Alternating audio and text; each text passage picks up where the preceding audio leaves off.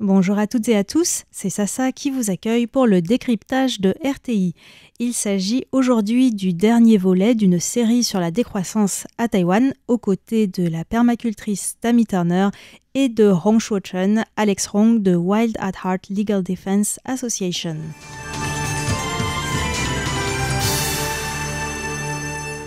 La décroissance, c'est remettre en question le croissancisme, ne plus mettre comme objectif numéro 1 de l'économie la croissance du PIB.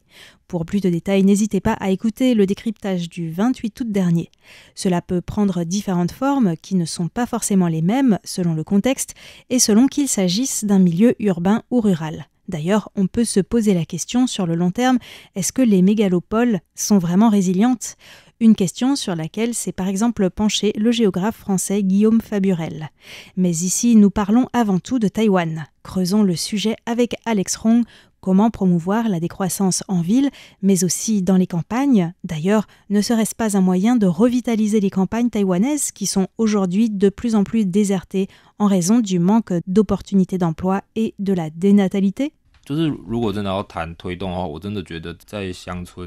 Promouvoir la décroissance et revitaliser les campagnes, c'est quelque chose que l'on pourrait faire ensemble. Cela permettrait aussi de se rendre compte que les villes ne survivent que grâce à la nourriture produite dans les campagnes et qu'en retour, la pollution produite par le mode de vie urbain a un impact sur les campagnes. Donc je pense qu'il faut en priorité sensibiliser les urbains à la décroissance et qu'à la campagne, il faudrait promouvoir des actions concrètes.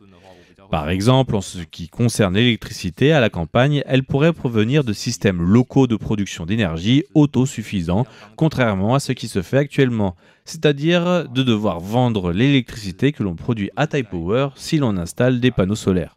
Ce serait plus logique que l'électricité produite dans un village soit gérée au niveau du village, et ainsi qu'il tende vers l'autosuffisance.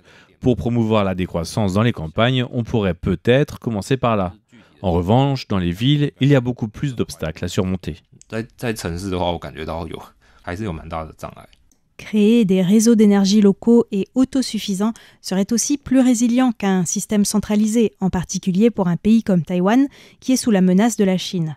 En ce qui concerne les villes taïwanaises, Tammy Turner pense aussi que la tâche est rude. A lot of people just live a life completely so divorced from a natural environment or plants or... De nombreuses personnes vivent complètement déconnectées de leur environnement et des plantes.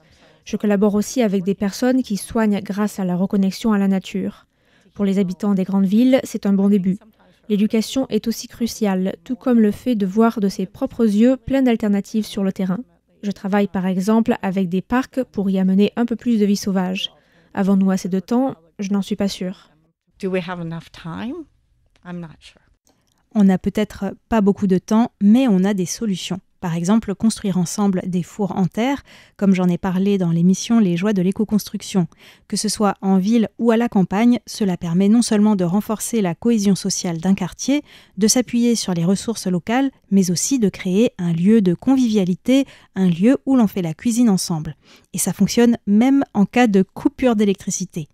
Alex Hong souligne toutefois la complexité du problème de revitalisation des campagnes. On peut certes essayer de faire bouger les choses à notre niveau sur le terrain, mais il y a aussi des problèmes structurels. Je crois que cette question est très complexe, car elle est liée au système économique dans son ensemble. Actuellement, les produits agricoles ne valent pas grand-chose. On accorde plutôt de la valeur aux produits technologiques ou transformés. Je pense que si l'on veut revitaliser les campagnes, il faut aussi se pencher sur cette injustice.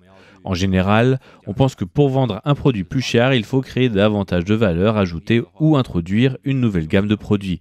Ce qui se traduit par le développement à Taïwan des zones agricoles touristiques autour d'une spécialité dans chaque région ou encore par le développement du bio.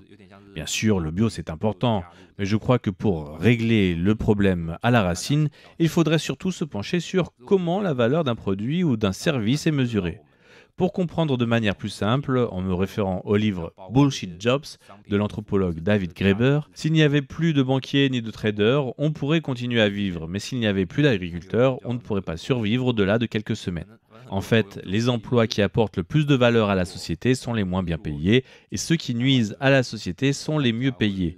Je pense que c'est le problème central que nous devrions chercher à résoudre parce que sinon, On ne fera que des ajustements à la marge dans ce cadre.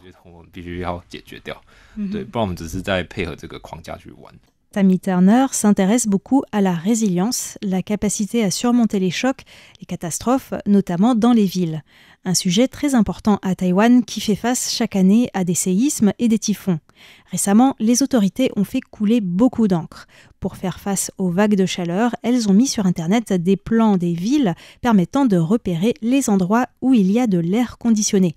Ce qui suppose un générateur en cas de coupure d'électricité et élude totalement la question du design. Pourquoi ne pas favoriser la verdure en amont ? Cela permet aussi de rafraîchir les villes. Mais revenons à la résilience. J'ai demandé à Tammy Turner, selon elle, qu'est-ce qui est le plus important pour être résilient ? My own experience is that having a community, of course, is helpful. Selon mon expérience, le plus utile, c'est d'avoir une communauté, c'est-à-dire des personnes connectées dans un certain lieu. C'est pour cela que j'apprécie de vivre depuis 30 ans à Huayuan, Xincheng, la nouvelle ville jardin. C'est un microcosme de tout Taïwan dans un environnement montagneux à la lisière de la ville. Nous sommes tous d'accord pour protéger l'environnement, mais il y a bien sûr plein de visions différentes sur la manière de procéder. J'ai fait partie de ces groupes de réflexion, ainsi que de celui sur la prévention des catastrophes. On a déjà été confrontés à de nombreuses catastrophes et ce sont autant d'expériences qui nous aident à nous améliorer. En quelques mots, un groupe de personnes clés et ayant diverses compétences, c'est ce qu'il y a de plus utile pour être prêt dans toutes les situations.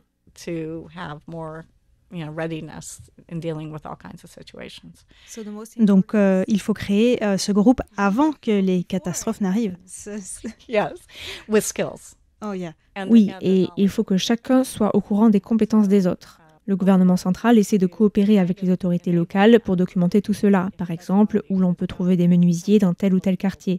C'est important de pouvoir mobiliser des volontaires, mais c'est encore plus utile de savoir où sont les gens avec des compétences spécifiques. Et aussi prévoir une manière de communiquer s'il n'y a plus d'électricité. Si vous vivez en ville, la première chose à faire est de connaître vos voisins, lesquels ont des compétences et qui a besoin d'aide. Si vous avez suivi des cours de design en permaculture, vous saurez comment collecter de l'eau de pluie, comment faire des toilettes sèches, etc., ce qui peut être utile.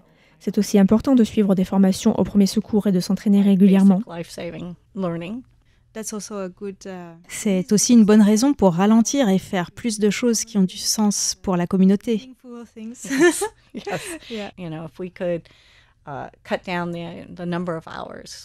Si nous pouvions réduire le nombre d'heures au travail ou avoir des emplois plus flexibles, cela pourrait réduire la consommation inutile, les besoins en énergie, et cela pourrait améliorer le niveau de bonheur et de satisfaction dans la vie quotidienne, ce qui fait partie du paradigme de la décroissance. Décroître, ce n'est pas que réduire des choses, c'est faire de l'espace pour de nouvelles possibilités, pour que l'on puisse vraiment se consacrer à répondre à nos besoins et à ceux de la communauté. Comme le souligne Jason Hickel dans son livre « Moins pour plus », la réduction du temps de travail aurait 3 bénéfices. Améliorer la qualité de la vie, réduire les pressions environnementales et réduire le chômage. Toutefois, dans un pays comme Taïwan où la pénurie de main-d'œuvre est un problème plus important que le chômage, ce serait un défi. Sans forcément aller jusqu'à la réduction du temps de travail à Taïwan, ralentir serait déjà un premier pas. C'est un besoin qui se fait de plus en plus sentir dans un monde en constante accélération et qui frôle le burn-out. La sobriété volontaire, comme en parlait le philosophe Pierre Rabhi, ou la frugalité, cela nécessite tout d'abord une réflexion autour de ses véritables besoins et de ce qui est superflu. C'est là que moins pour plus prend tout son sens. On se contente de moins de biens matériels pour avoir plus de temps à consacrer à des activités qui sont leur propre fin en soi. Jardiner, peindre, apprendre un instrument de musique, lire, écrire, bricoler, fabriquer des choses soi-même au lieu de les acheter, discuter avec ses amis, s'engager dans la vie civique du quartier, contempler des paysages, bref, ralentir. My life is definitely an example of having slow. I mean, I slow down. I don't. Ma vie en est un exemple même. J'ai ralenti en faisant ce que je pense être le plus important. Cela nécessite de savoir combien d'énergie on a et la consacrer à apporter quelque chose à des collectifs de personnes, sans forcément les diriger. Les gens pensent souvent qu'ils sont obligés d'avoir un emploi. Quand on me pose la question, je réponds « Je vis à temps plein sur la planète ». I'm a full-time, person living on the planet.